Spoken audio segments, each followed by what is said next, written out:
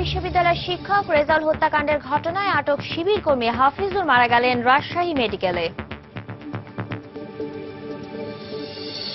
বুলগেরিয়ায় women's leaders ফোরামে বাংলাদেশে নারীর ক্ষমতায়নের অগ্রগতি তুলে ধরলেন প্রধানমন্ত্রী। বললেন, সম অধিকার প্রতিষ্ঠায় আগামীতে সব বাধা দূর করা হবে। নৌঘাট এড়িয়ে জালনা বেয়ে লঞ্চে ওঠানামা করছেন যাত্রীরা। শাস্তির বিধান না থাকায় প্রবণতা থামানো যাচ্ছে না, দাবি বিআইডব্লিউটির। নারায়ণগঞ্জে শিক্ষক লাঞ্ছনার সঙ্গে জড়িতদের বিরুদ্ধে কেন ব্যবস্থা নেওয়া হবে না জানতে চেয়ে রুল মাউশির তদন্ত রিপোর্ট শিক্ষামন্ত্রীর কাছে হস্তান্তর। এবং মুঠোফোনে পূর্ব বাংলার সর্বহারা পার্টি পরিচয়ে বরিশালের নির্বাচন কর্মকর্তাদের কাছ থেকে চাঁদা দাবি, র্যাব বলছে প্রতারক চক্র।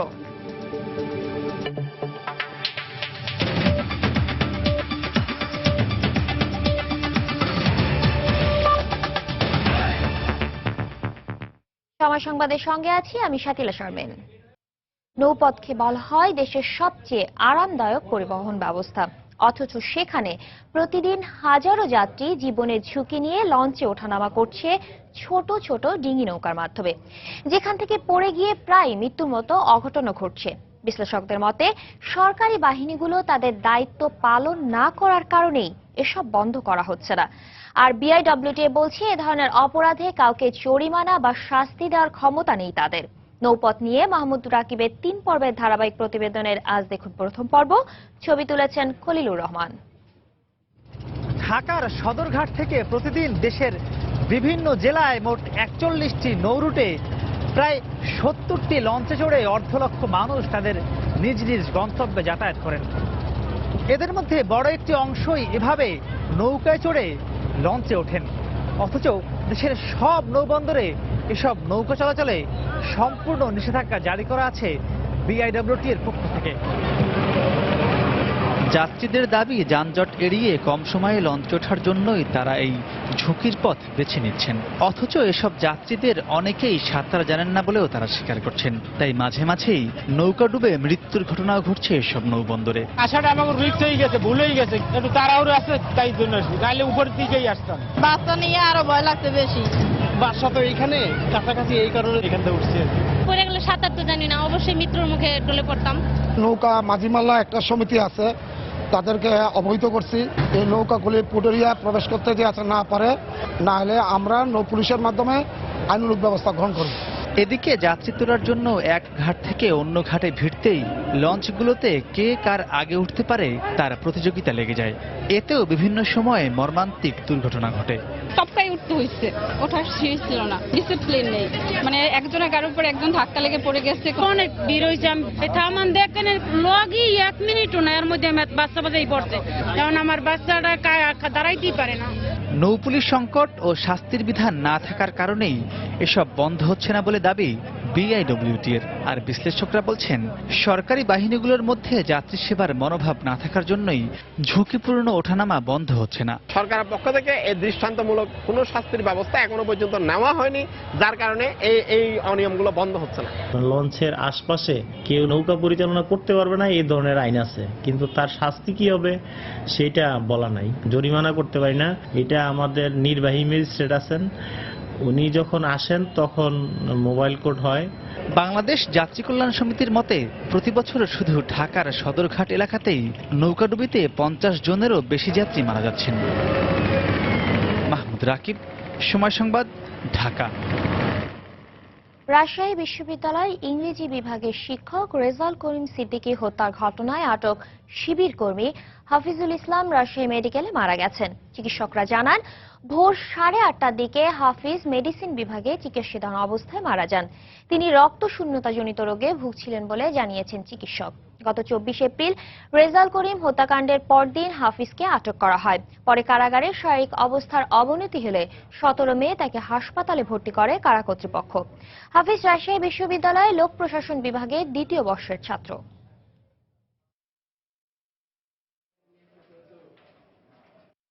এখানে উনি মেডিসিন ইউনিট আন্ডারে চিকিৎসাধীন ছিলেন এবং গতকাল রাত 4:30 irreversible cardiorespiratory arrest due to sickle cell anemia রোগের জনিত কারণে তাকে তিনি মৃত্যুবরণ করেন। একটা জন্মগত একটা রক্ত স্বল্পতা জড়িত একটি অসুখ। নারীর সম অধিকার প্রতিষ্ঠায় সমাজ ও রাষ্ট্রের সকল পর্যায়ে বাধা দূর করার অঙ্গীকার করেছেন প্রধানমন্ত্রী শেখ হাসিনা। গতকাল বুলগেরিয়ার রাজধানী সোফিয়ায় গ্লোবাল উইমেন্স লিডার্স ফোরামের উদ্বোধনী অনুষ্ঠানে বক্তব্যে প্রধানমন্ত্রী এই অঙ্গীকার করেন। নারীর রাজনৈতিক ক্ষমতায়নের দিকটি তুলে ধরে শেখ হাসিনা বলেন, বাংলাদেশই সম্ভবত একমাত্র দেশ যেখানে প্রধানমন্ত্রী, বিরোধী দলীয় নেতা, স্পিকার ও সংসদ উপনেতা সবাই নারী।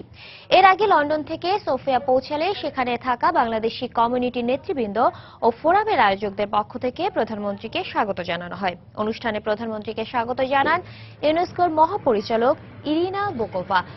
প্রধানমন্ত্রী শেখ হাসিনা অনুষ্ঠানে মূল প্রবন্ধ উপস্থাপন করে নারীর ক্ষমতায়নে তার সরকারের নেওয়া নানা পদক্ষেপের কথা তুলে ধরেন।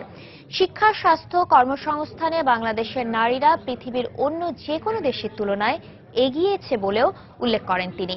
এ সময় বিশ্বকে নারীর জন্য নিরাপদ করতে এবং সম অধিকার প্রতিষ্ঠায় একযোগে কাজ করতে বিশ্ব নেতাদের প্রতি আহ্বান জানান প্রধানমন্ত্রী। নারায়ণগঞ্জের শিক্ষক লাঞ্ছনার সঙ্গে জড়িতদের বিরুদ্ধে কেন শাস্তিমূলক ব্যবস্থা নেওয়া হবে না তা জানতে চেয়ে রুল জারি করেছেন হাইকোর্ট। বিচারপতি মইনুল ইসলাম চৌধুরী ও বিচারপতি ইকবাল কবির লিটনের সমন্বয়ে গঠিত হাইকোর্টের দ্বৈত বেঞ্চ স্বপ্রণোদিত হয়ে রুল জারি করেন। একই সঙ্গে শিক্ষক লাঞ্ছনার ঘটনায় কি পদক্ষেপ নেওয়া হয়েছে তা জানিয়ে আগামী 3 দিনের মধ্যে প্রতিবেদন দাখিল করতে নারায়ণগঞ্জ পুলিশ সুপারকে নির্দেশ দিয়েছেন আদালত। ধর্ম অবমাননার অভিযোগে গত শুক্রবার নারায়ণগঞ্জের পিয়ার সাত্তার লতিফ উচ্চ বিদ্যালয়ের প্রধান শিক্ষক শ্যামল কান্তি ভক্তকে সংসদ সদস্য সেলিম ওসমানের উপস্থিতিতে কান ধরে ওঠবস করানো হয়। এ ঘটনায় দেশব্যাপী নিন্দার ঝড় উঠলে উল্টো ধর্ম অবমাননা সহ 4টি কারণ দেখিয়ে গতকাল ওই শিক্ষককে সাময়িক বরখাস্ত করে স্কুল কর্তৃপক্ষ। শিক্ষক লাঞ্ছনার ঘটনায় আদালতের নির্দেশনা অনুযায়ী ব্যবস্থা নেওয়া হবে বলে জানিয়েছেন স্বরাষ্ট্রমন্ত্রী আসাদুজ্জামান খান কামাল। গতকাল বিকেলে রাজারবাগ পুলিশ লাইনে সাংবাদিকদের প্রশ্নের জবাবে তিনি কথা জানান। আমাদের মাননীয় শিক্ষামন্ত্রী এটার ব্যবস্থা নিচ্ছেন। আমাদের প্রতি উনি যদি কোনো রিকোয়েস্ট করেন আমরা সেটা দেখব। এখানে তো আমরা যেটা বলতে চাই, এই শিক্ষকদের থেকে আমরা শিক্ষা গ্রহণ করেছি, আমরা সবাই বিচলিত হয়েছি, ব্যথিত হয়েছি। হাইকোর্ট থেকে যে নির্দেশনা দিয়েছে, আমাদের প্রতি যদি কোনো নির্দেশনা থাকে অবশ্যই আমরা সেটা দেখব, আমাদের কাছে আসুক। এদিকে এ বিষয়ে মাধ্যমিক ও উচ্চ মাধ্যমিক শিক্ষা অধিদপ্তর শিক্ষামন্ত্রীর কাছে তদন্ত রিপোর্ট হস্তান্তর করেছে। আজ সকাল 11টায় এ ব্যাপারে সাংবাদিকদের ব্রিফ করবেন শিক্ষামন্ত্রী। এদিকে নারায়ণগঞ্জে প্রধান শিক্ষক শ্যামল কান্তি ভক্তকে লাঞ্ছিতের ঘটনা নিয়ে নারায়ণগঞ্জ 5 আসনের সংসদ সদস্য সেলিম ওসমানের বিরুদ্ধে অপপ্রচার চালানো হচ্ছে বলে অভিযোগ করেছে Narayanganj chamber of commerce and industry. গতকাল দুপুরে নারায়ণগঞ্জ প্রেস ক্লাব অডিটোরিয়ামে সংবাদ সম্মেলনে প্রতিবাদ জানানো হয়। এতে বক্তব্য দেন চেম্বারের সিনিয়র ভাইস প্রেসিডেন্ট মঞ্জুরুল হক ও বিকেএমই এর সহসভাপতি আসলাম সানি। এ সময় শিক্ষা মন্ত্রণালয়ের গঠন করা তদন্ত কমিটির রিপোর্ট প্রকাশ না হওয়া পর্যন্ত কোনো ধরনের অপপ্রচার না চালাতে গণমাধ্যমের প্রতি আহ্বান জানান তারা।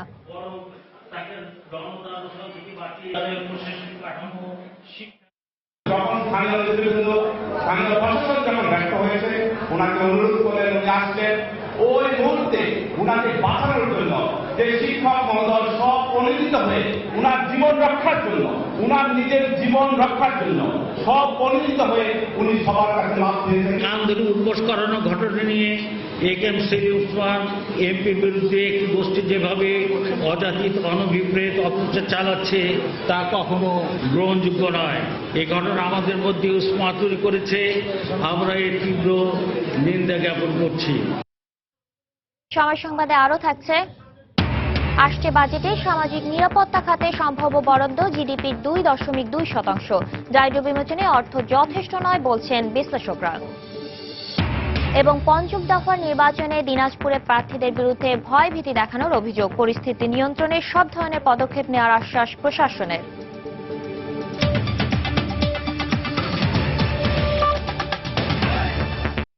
বিএনপি চেয়ারপারসন বেগম খালেদা জিয়ার সঙ্গে বৈঠক করেছেন British high commissioner Alison Blake.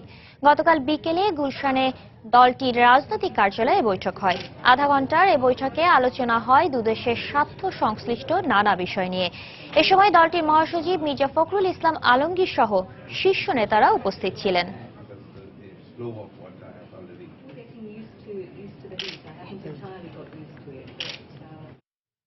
বরিশালে আঞ্চলিক, জেলা, উপজেলা নির্বাচন কর্মকর্তা ও কর্মচারীদের কাছ থেকে মুঠোফোনে পূর্ব বাংলার সর্বহারা পার্টির পরিচয় চাঁদা দাবি করা হয়েছে। চাঁদা না দিলে প্রাণনাশের হুমকিও দেওয়া হয়েছে। এ ঘটনায় থানায় সাধারণ ডায়েরি করেছেন আঞ্চলিক নির্বাচন কর্মকর্তা। এটি প্রতারক চক্রের কাজ হতে পারে বলে মনে করছে র্যাব। এ ব্যাপারে আইনগত ব্যবস্থা নেওয়ার কথা জানিয়েছে পুলিশ। মাহমুদ নবীর তোলা ছবিতে আরো জানাচ্ছেন ফিরদাউস সোহাগ। আমি পূর্ব বাংলার সর্বহারা পার্টি ৬ বিভাগের প্রধান শিকদার মহিউদ্দিন, চরম দলের লিডার মহিউদ্দিন কথা বলছি। ইমিডিয়েটলি ৩০ থেকে ৩৫ লাখ টাকার পরিচয়। পূর্ব বাংলার সর্বহারা পার্টির নেতা পরিচয় দিয়ে অজ্ঞাতনামা ব্যক্তি সম্প্রতি বরিশালের নির্বাচন অফিসের বিভিন্ন পর্যায়ের কর্মকর্তা ও কর্মচারীদের কাছ থেকে মোবাইল ফোনে চাঁদা দাবি করেন। প্রত্যেকের কাছে ৩০ লাখ টাকা করে চাঁদা চাওয়া হয়, আর না দিলে প্রাণনাশের হুমকিও দেয়া হয়েছে। চাঁদা দাবি করে এবং চাঁদা না দিলে প্রাণনাশ হতে পারে বা বড় রকমের ক্ষতি হতে পারে, এরকম হুমকি প্রদান করে। তা আমরা এই বিষয়টি ওই দিনই আলোচনা করে থানায় জিডি করা হয়েছে। দাবি করা চাঁদা দ্রুত দেওয়ার জন্য চাপ দেওয়া হয় বলে জানালেন আঞ্চলিক নির্বাচন কর্মকর্তা। হুমকিদাতারা আমাদের কাছে ৩০ লক্ষ টাকা চাঁদা দাবি করে এবং একটা বিকাশ নাম্বারে সে টাকা পরিশোধ করার জন্য বলা হয় এবং সেটা দ্রুত পরিশোধের জন্য চাপ দেওয়া হয়। এটি কোনো প্রতারক চক্রের কাজ বলে ধারণা করছে র্যাব। আমরা যতটুকু পূর্বের অভিজ্ঞতা থেকে বুঝতে পেরেছি, এটি কোনো সংঘবদ্ধ গ্রুপের কাজ নয়, এটি কোনো প্রতারণা চক্রের কাজ। সবার কাছে আমাদের অনুরোধ থাকবে যে ভবিষ্যতে এ ধরনের কোনো কল আসলে আমরা এটার প্রয়োজনীয় ব্যবস্থা নিব। আর এ ঘটনায় আইনগত ব্যবস্থা নেয়ার কথা জানালেন মেট্রোপলিটন পুলিশ কর্মকর্তা। জিডিটি পাওয়ার পরপরই আমরা ইতিমধ্যে খোঁজখবর নেওয়া শুরু করেছি, পুলিশি কার্যক্রম নেওয়া হচ্ছে। আশা করি শীঘ্রই আমরা অপরাধীদেরকে আইনের আওতায় এনে প্রয়োজনীয় আইনানুগ ব্যবস্থা নিতে সক্ষম হব। বরিশালে আঞ্চলিক, জেলা, উপজেলা পর্যায়ের ৫ জন কর্মকর্তা এবং এসব দপ্তরের আরও ৫ জন বিভিন্ন পর্যায়ের কর্মচারীকে হুমকি দেয়া হয়। ফিরদাউস সোহাগ, সময় সংবাদ, বরিশাল। রাজধানীর এলিফ্যান্ট রোডের একটি এটিএম বুথ থেকে অবৈধভাবে টাকা তোলার সময় জো ইয়াং হুই নামে এক চীনা নাগরিককে আটক করেছে বুথের নিরাপত্তারক্ষী। পরে ব্যাংক কর্তৃপক্ষ তাকে র্যাবের কাছে হস্তান্তর করে। চীনা নাগরিকের কাছে থেকে 2টি এটিএম কার্ড ও বুথ থেকে তোলা ৬৬,০০০ টাকা জব্দ করা হয়। ঘড়ির কাঁটায় তখন ভোর 6:27।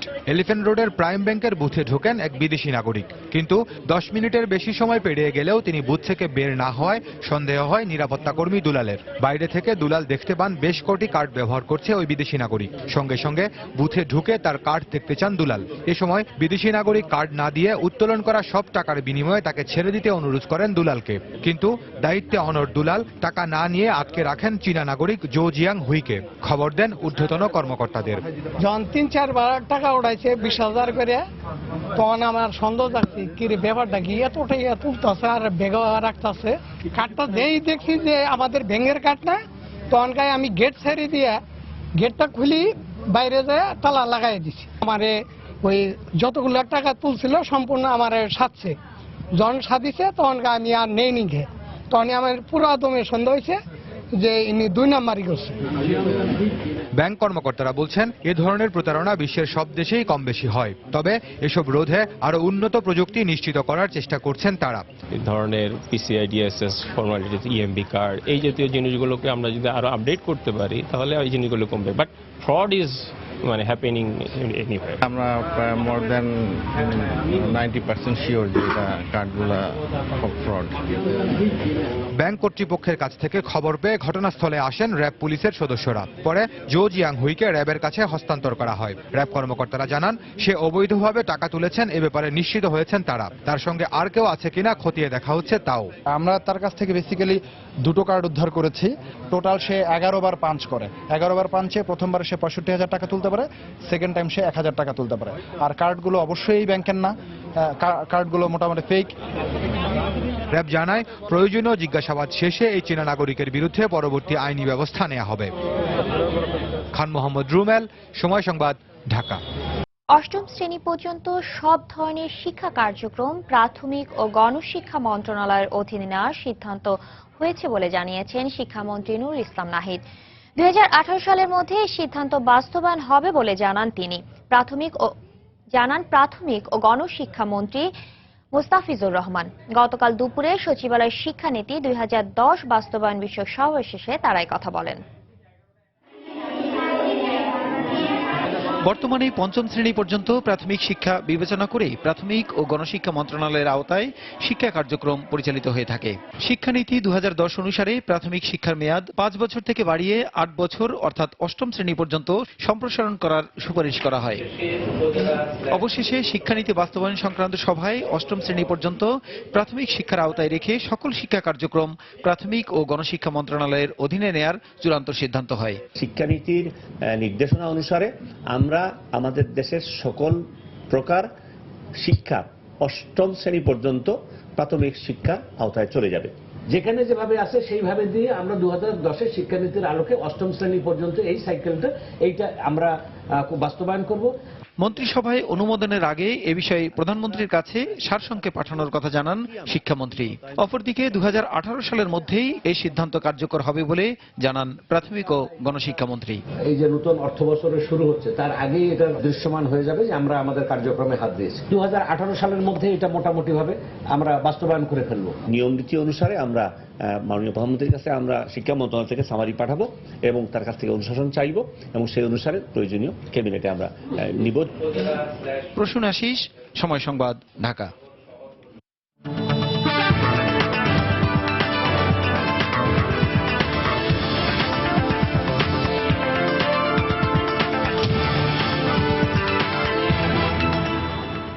(2016-17) অর্থ বছরের বাজেটে সামাজিক নিরাপত্তা খাতে বরাদ্দ থাকতে পারে জিডিপির 2.2% অর্থ।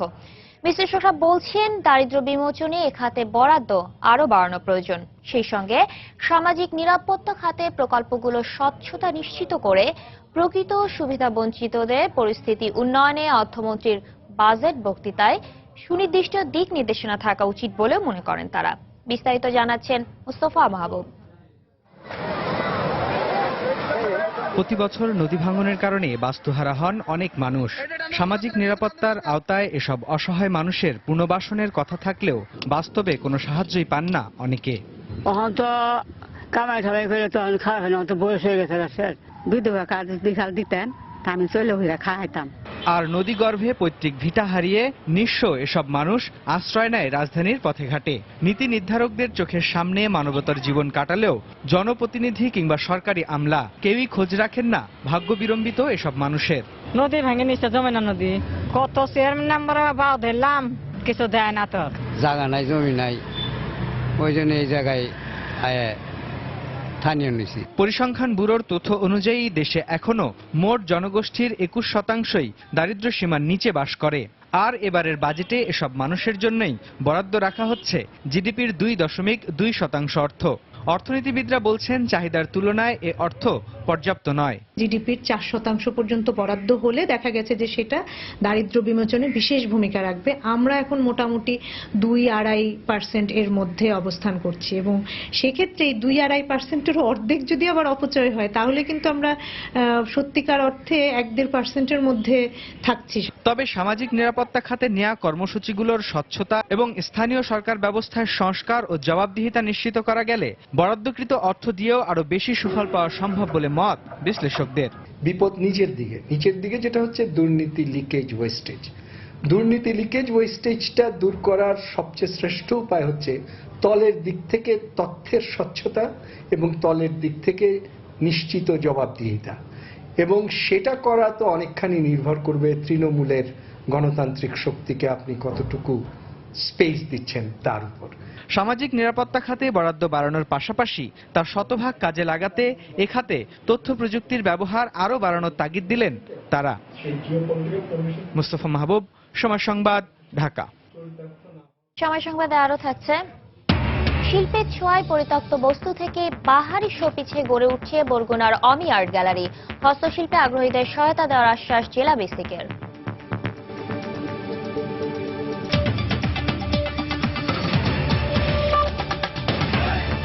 রাজধানীর পল্টন থানার নাশকতার মামলায় বিএনপি নেতা জয়নুল আবদিন ফারুক ও আব্দুল আওয়াল মিন্টু সহ 29 জনের বিরুদ্ধে গ্রেফতারি পরোয়ানা জারি করেছেন আদালত। গতকাল সকালে ঢাকা মহানগর দায়রা জজ কামরুল ইসলাম মোল্লা এই গ্রেফতারি পরোয়ানা জারি করেন। গত বছর বিএনপির কর্মসূচি চলাকালে পল্টন এলাকায় নাশকতার অভিযোগে তাদের বিরুদ্ধে থানায় বিস্ফোরক আইনে মামলা করে পুলিশ। মামলার চার্জশিট আমলে নেওয়ার বিষয়ে শুনানির দিন ধার্য ছিল বুধবার। শুনানিতে বিএনপির মহাসচিব মির্জা ফখরুল ইসলাম আলমগীর সহ বেশ কয়েকজন নেতাকর্মী উপস্থিত হয়ে পূর্বশর্তে জামিন আবেদন করলে আদালত তা মঞ্জুর করেন। এছাড়া জয়নুল আবদিন ফারুক, আব্দুল আওয়াল মিন্টু, শিমুল বিশ্বাস ও বরকতুল্লাহ বুলু সহ 29 নেতাকর্মী আদালতে হাজির না হওয়ায় পলাতক দেখিয়ে তাদের বিরুদ্ধে গ্রেফতারি পরোয়ানা জারি করেন আদালত। নিখোঁজের একদিন পর রাজধানীর খিলগাঁও এলাকা থেকে টেক্সটাইল গ্রুপের কর্মকর্তা মনিরুল ইসলামের মরদেহ উদ্ধার করেছে পুলিশ। কি কারণে নিখোঁজ ছিলেন বা মৃত্যুর কারণ কি হতে পারে তা খতিয়ে দেখা হচ্ছে। তার সঙ্গে কারো দ্বন্দ্ব বা কোনো শত্রুতা ছিল না বলে জানিয়েছেন পরিবারের সদস্যরা। স্বজনরা জানান, মঙ্গলবার বিকেলে অফিস থেকে ব্যক্তিগত গাড়িতে বাড়ি ফিরছিলেন তিনি। পথের মাঝে জরুরি কাজের কথা বলে গাড়ি থেকে নামার পর আর ফিরে আসেনি। এরপর অনেক খোঁজাখুঁজি করেও তাকে না পেয়ে মঙ্গলবার রাতে খিলগাঁও থানায় সাধারণ ডায়েরি করেন তার স্বজনেরা। পরে বুধবার ভোরে খিলগাঁওয়ের মস্তমাঝি এলাকা থেকে মনিরের লাশ উদ্ধার করে পুলিশ। সন্ধ্যা 7টার পর থেকে ওনার ফোন সুইচ অফ, তারপর থেকে পাচ্ছিলাম না। প্রশাসনকে জানাইছি, থানা জিডি করছি। থানা জিডি করার পরে ওনার গাড়ি পাওয়া গেছে যে জায়গায়, ওই জায়গায় থানা জিডি করছি, ওই এলাকায় লাশ পাওয়া গেছে। রাত থেকে পাওয়া যাচ্ছিল না, পরে বিভিন্ন জায়গাতে খোঁজ খবর করা হয়েছে, পুলিশকে ইনফর্ম করা হয়েছে, পরে বিভিন্ন জিডি করা হয়েছে, র্যাবকে জানানো হয়েছে। এরপরে হচ্ছে কি আপনার সকালের দিকে ফজরের পরে মানে পুলিশ বলছে যে ওই জায়গাতে একটা লাশ পাওয়া গেছে। পরে ওইখানে যাওয়ার পরে ওনাকে শনাক্ত করা হয়েছে। তবে মৃত্যুর ঘটনায় পূর্বশত্রুতা ছিল কিনা তদন্ত করা হবে বলে জানিয়েছে পুলিশ। লাশ উদ্ধার করে ঢাকা মেডিকেলে পাঠাই এবং ইনকোয়েস্ট করে ময়নাতদন্তের জন্য মেডিকেল আছে। মুখ থেকে সামান্য রক্ত বেরিয়েছে এবং যেটা অন্য শরীরের অন্য কোথাও কোনো আঘাতের চিহ্ন পাওয়া যায়নি।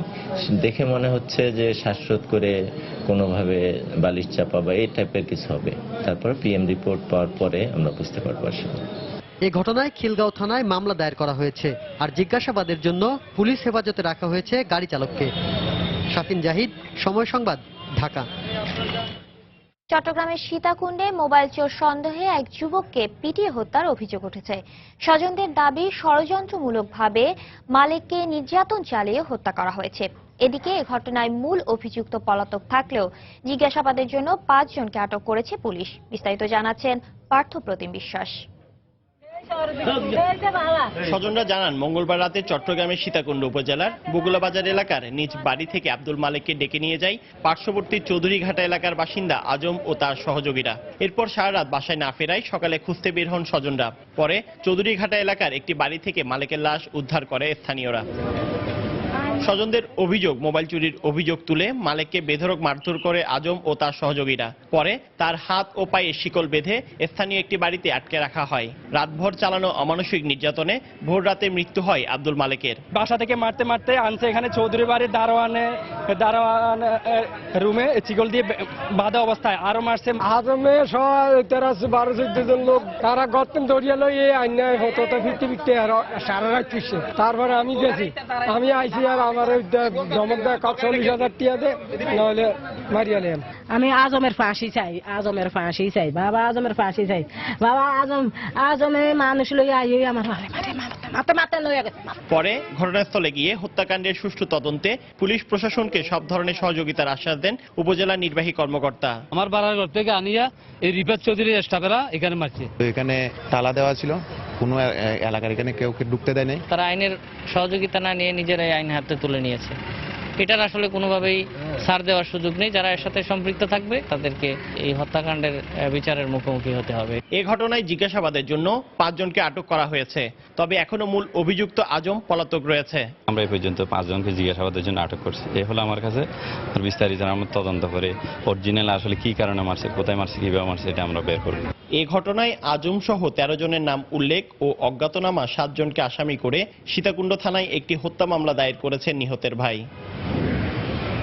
পার্থপ্রতিম বিশ্বাস, সময় সংবাদ, চট্টগ্রাম। এবারের এসএসসি পরীক্ষায় ঘুরে দাঁড়িয়েছে চট্টগ্রাম শিক্ষা বোর্ড। গতবারের তুলনায় এবার মাধ্যমিক পরীক্ষায় পাশের হার ও জিপিএ 5 প্রাপ্তির সংখ্যা দুটোই বেড়েছে।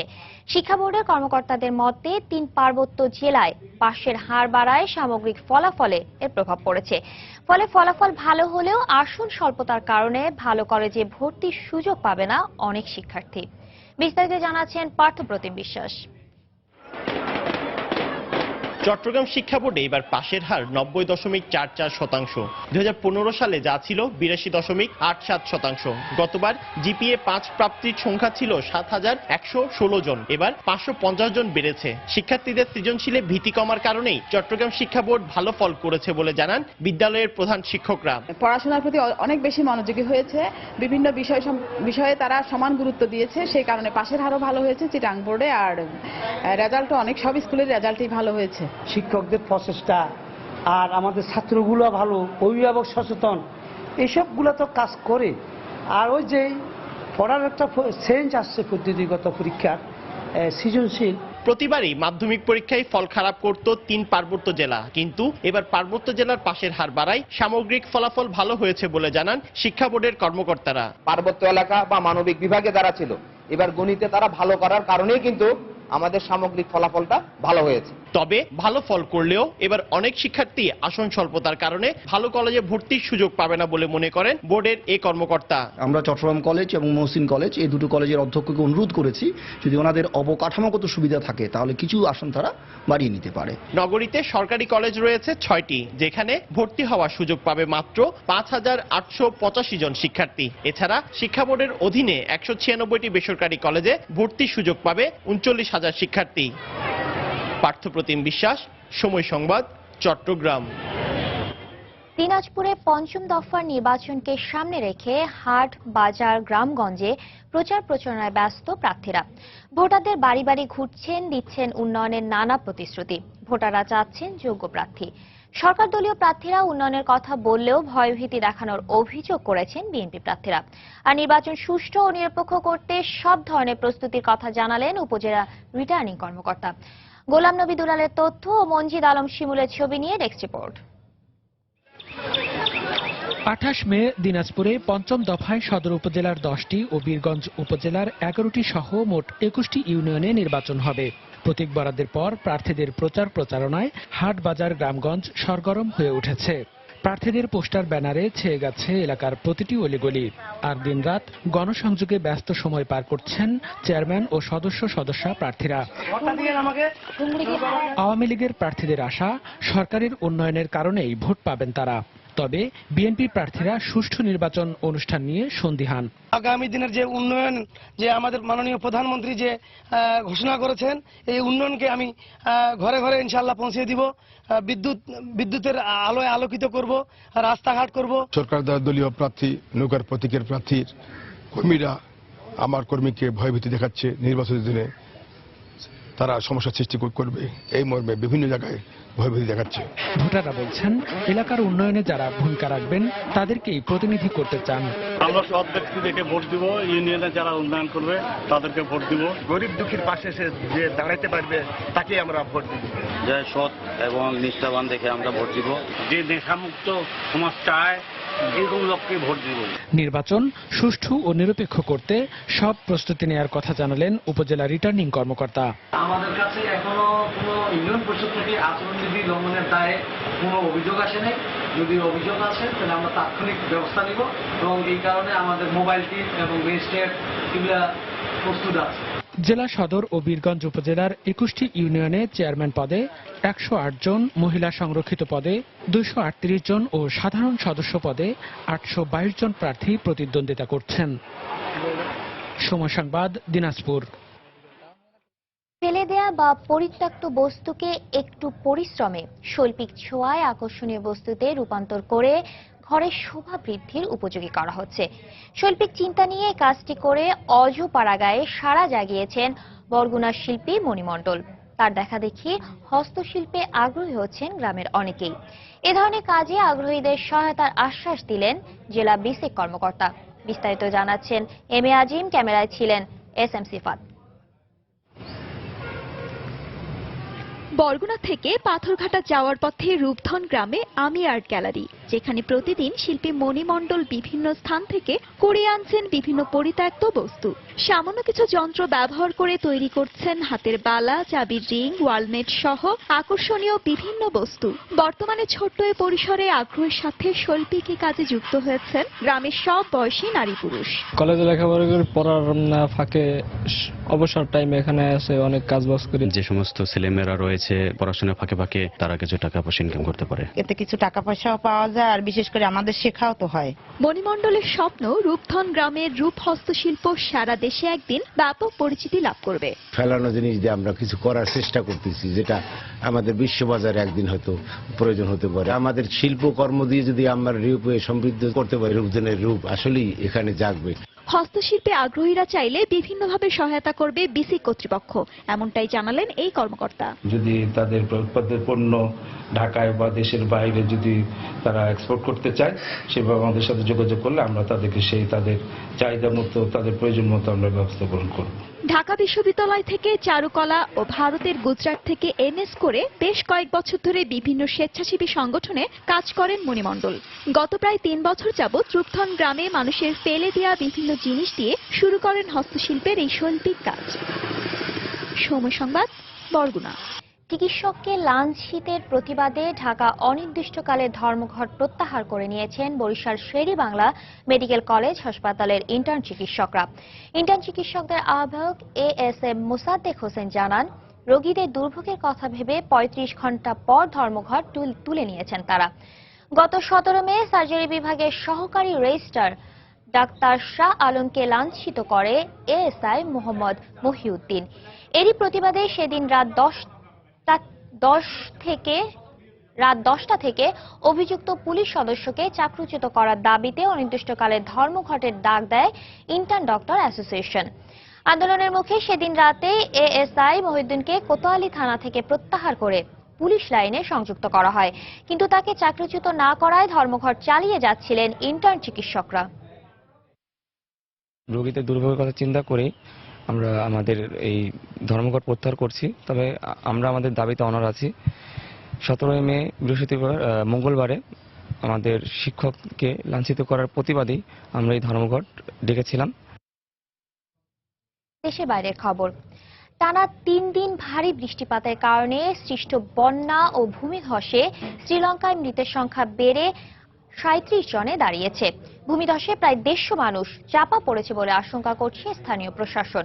উদ্ধারকারীদের বরাতে গণমাধ্যম জানায়, রাজধানী কলম্বো থেকে 100 কিলোমিটার দক্ষিণে কিগালি জেলার 3টি গ্রাম ভূমিধসের কারণে ধ্বংসস্তূপে পরিণত হয়েছে। আকস্মিক এ বিপর্যয়ে ওই এলাকার অন্তত 2,25,000 মানুষ অন্যত্র সরে যেতে বাধ্য হয়েছেন। এরই মধ্যে প্রায় 150 জনকে জীবিত উদ্ধার করা গেলেও এখনো কয়েকশো মানুষ আটকা পড়েছেন। উদ্ধারকারীরা তাদের সরিয়ে নিতে সর্বাত্মক চেষ্টা চালিয়ে যাচ্ছেন। শ্রীলঙ্কার মধ্যাঞ্চলেও অন্তত 3.5 লাখ মানুষ বন্যার কবলে পড়েছেন বলে জানায় দেশটির জরুরি ব্যবস্থাপনা বিভাগ।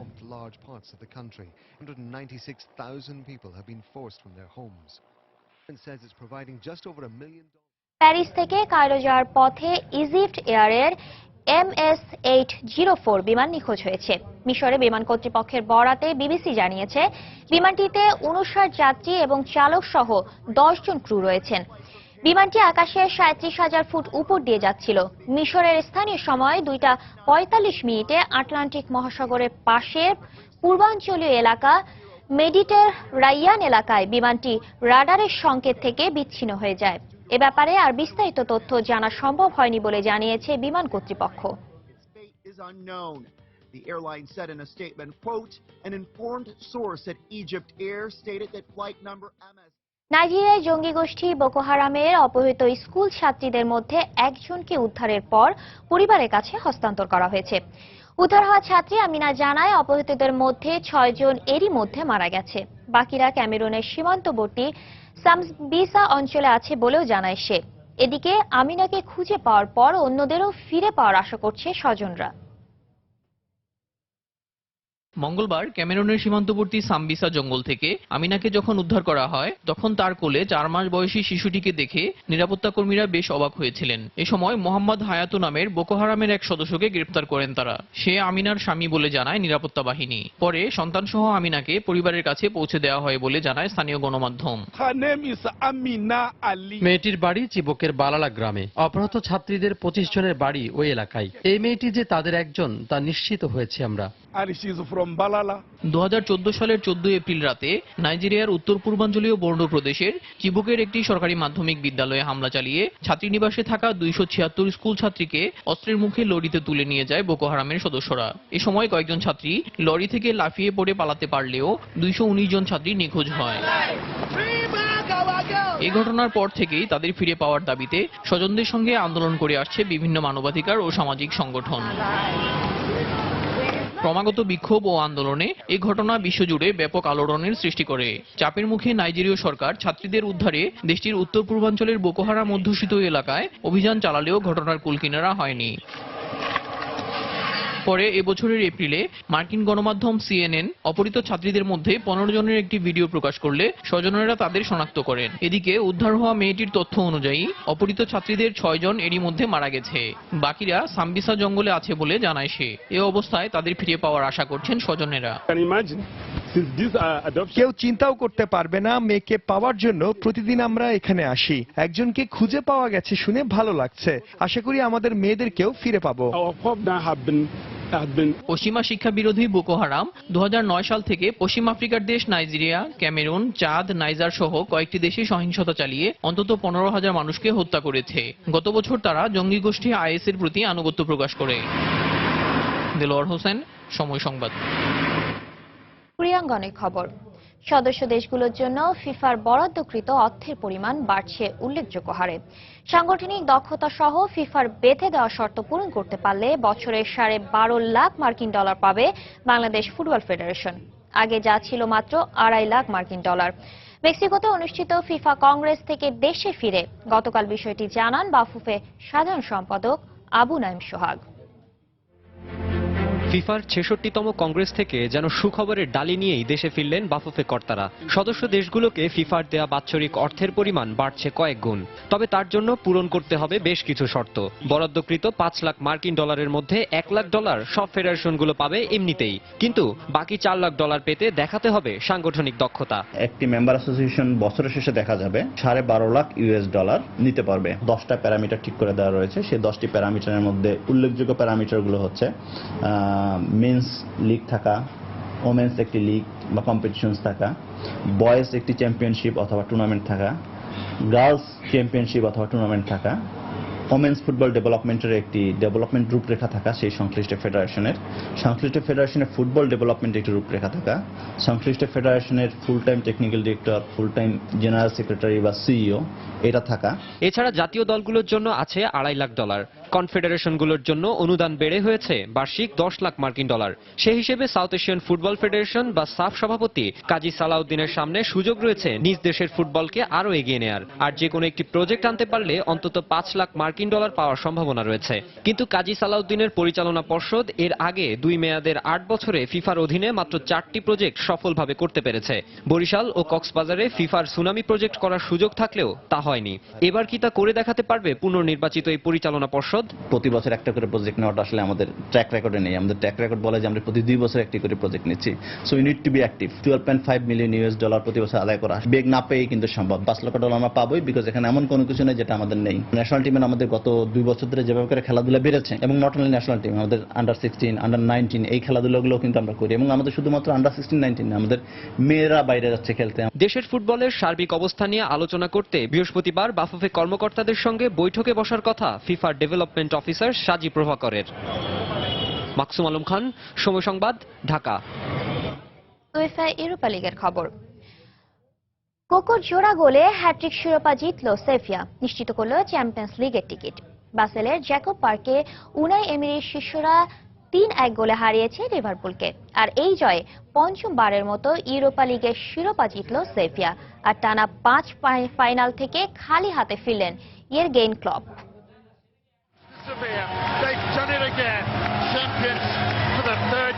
হ্যাট্রিক শিরোপা বলে কথা, 5 বার ইউরোপিয়ান ক্লাব ফুটবলের দ্বিতীয় সর্বোচ্চ প্রতিযোগিতায় শ্রেষ্ঠ হবার গৌরব, সেই সাথে চ্যাম্পিয়ন্স লিগের টিকিট। তাই বাসেলে সেভিয়ার এমন উন্মাদনা বেশি নয়।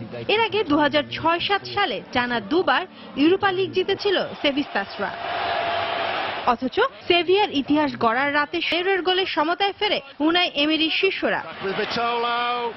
64 মিনিটে স্প্যানিশ রেফারি এরিকসন। ম্যাচের বাকি সময় সেরা একাদশে বেশ কিছু পরিবর্তন এনেও সেভিয়ার রক্ষণ দুর্গে ফাটল ধরা। সময় সংবাদ। এ পর্যায়ে শীর্ষ সংবাদ জানিয়ে দিচ্ছি আরেকবার। রাজশাহী বিশ্ববিদ্যালয়ের শিক্ষক রেজাল হত্যাকাণ্ডের ঘটনায় আটক শিবির কর্মী হাফিজুর মারা গেলেন রাজশাহী মেডিকেলে। বুলগেরিয়ায় ওমেন্স লিডার্স ফোরামে বাংলাদেশের নারী ক্ষমতায়নের অগ্রগতি তুলে ধরলেন প্রধানমন্ত্রী। বললেন, সম অধিকার প্রতিষ্ঠায় আগামীতে সব বাধা দূর করা হবে।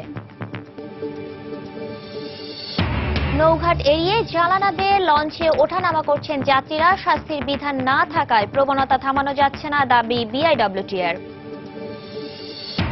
নারায়ণগঞ্জে শিক্ষক লাঞ্ছনার সঙ্গে জড়িতদের বিরুদ্ধে কেন ব্যবস্থা নেওয়া হবে না জানতে চেয়ে রুল মাসিক তদন্ত রিপোর্ট শিক্ষামন্ত্রীর কাছে হস্তান্তর। এবং মুঠোফোনে পূর্ব বাংলার সর্বহারা পার্টি পরিচয়ে বরিশালের নির্বাচন কর্মকর্তাদের কাছ থেকে চাঁদা দাবি, র্যাব বলছে প্রতারক চক্র।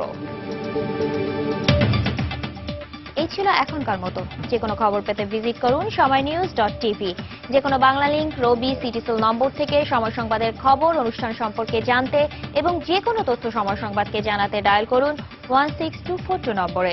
এছাড়া এইমাত্র পাওয়া খবর মোবাইলে পেতে SMS করুন *SN লিখে পাঠিয়ে দিন 16242 নম্বরে। সঙ্গে থাকুন সময়ের।